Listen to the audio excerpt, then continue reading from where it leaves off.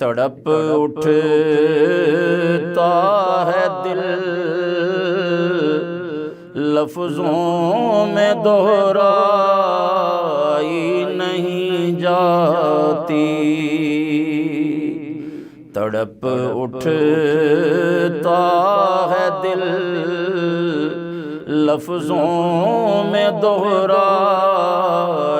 نہیں جاتی، زباں پر کربلا کی داستان لائی نہیں جاتی۔ یہ ایسا دردناک واقعات ہیں اور اس سے ہمیں سبق ملتا ہے، یعنی ان واقعات کو بیان کرنے کا مقصد یہ ہے کہ اللہ کے دین کے لیے، اللہ کی رضا کے لیے، اللہ کی خوشنودی کے لیے، قرآن کی حفاظت کے لیے اس طرح کی قربانیاں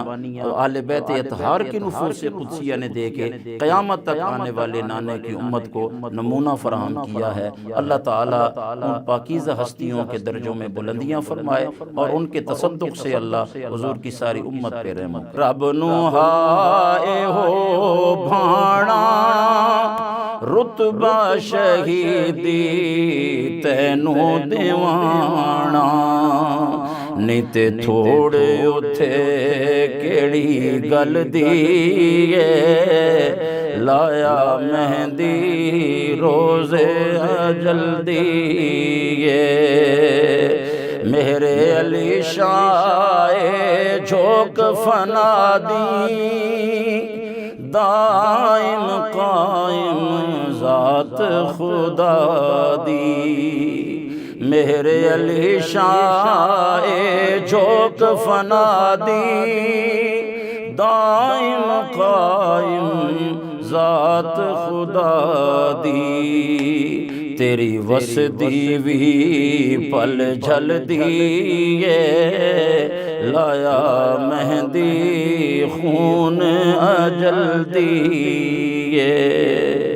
حضرت نے اس کو اس انداز سے، یہ خون شہادت ہے حضرت امام حسین عالی مقام کے لیے جو اللہ تعالیٰ نے مختص فرمایا تھا۔ اور آخری جملہ کہتے ہوئے عرض کروں گا کہ جب میں وہاں کربلا معلیٰ شریف میں حاضر ہوا اور مشہد مبارک پر جس جگہ حضرت امام عالی مقام کا سر مبارک قلم ہوا، جس جگہ آپ نے سجدے کی حالت میں اپنا سر مالے کی حضور میں پیش کیا، آج بھی وہاں پر حاضری کریں تو حاضری کرتے ہوئے وہاں پر لکھی ہوئی ایک آیت شریفہ پہ نظر پڑتی ہے، وَفَدَيْنَاهُ بِذِبْحٍ عَظِيمٍ۔